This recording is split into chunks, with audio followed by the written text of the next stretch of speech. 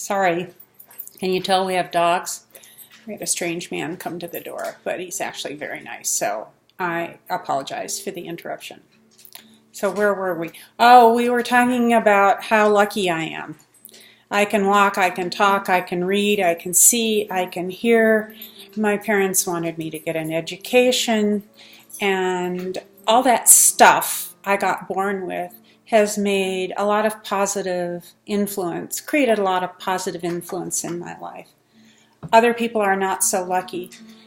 The idea of a meritocracy is a myth.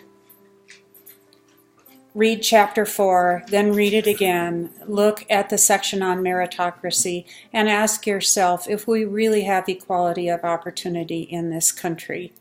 You need to tell me on your exams that we do not have equality of opportunity. There are two kinds of stratification systems discussed in this chapter that I want you to pay attention to. The first is the caste system, C-A-S-T-E.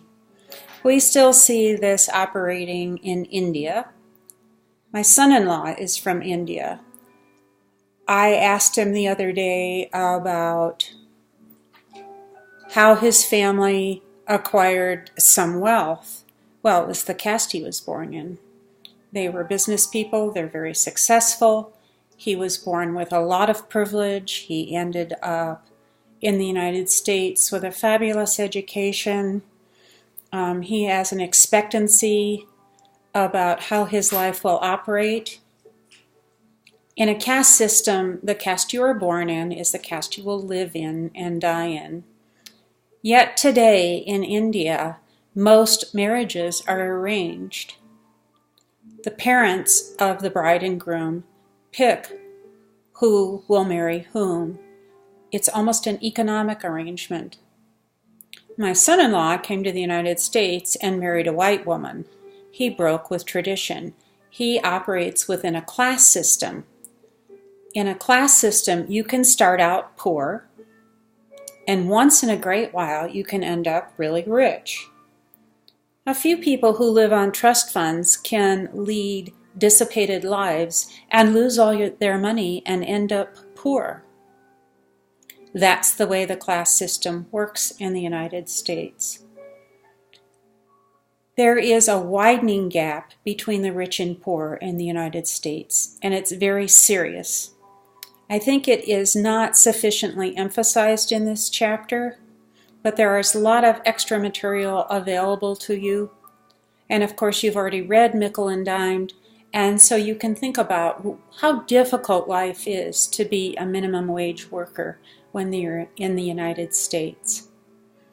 Can you become instantly wealthy by accident? Sure. Some people win the lottery. Can you be instantly or very quickly poor by accident? Sure, you can get hit by a truck and have $1 billion medical bills. Can you live a life in the United States that is basically classless? Yes. And in future lecture, I'll tell you a little bit about my son, a little bit more, but I will tell you that he was profoundly brain injured, and the class he lived in was irrelevant to his life. That is true to a limited extent to some very, very old people. As long as they have enough money for food and shelter and medical care, acquiring vast riches is immaterial to very old people. And I'll just state that I just lost my mother and father, and there's a bit of an inheritance. I didn't do that on purpose. That was a gift from them. In a way, it was an accident. Is that going to change my class position? Not really, but it is providing me some economic security that I never dreamed I had. You see, even though my mom was an art teacher, my dad was a tree surgeon, my parents worked hard, but they achieved relatively great wealth, especially in comparison to their parents. I haven't. It's harder to achieve upward mobility nowadays, and I didn't make it. but it's possible in America to have upward and downward mobility. And I want to leave you with that thought. Well, with one extra thought. How does a poor person crawl out of poverty?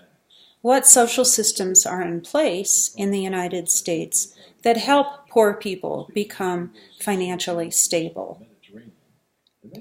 Thank you.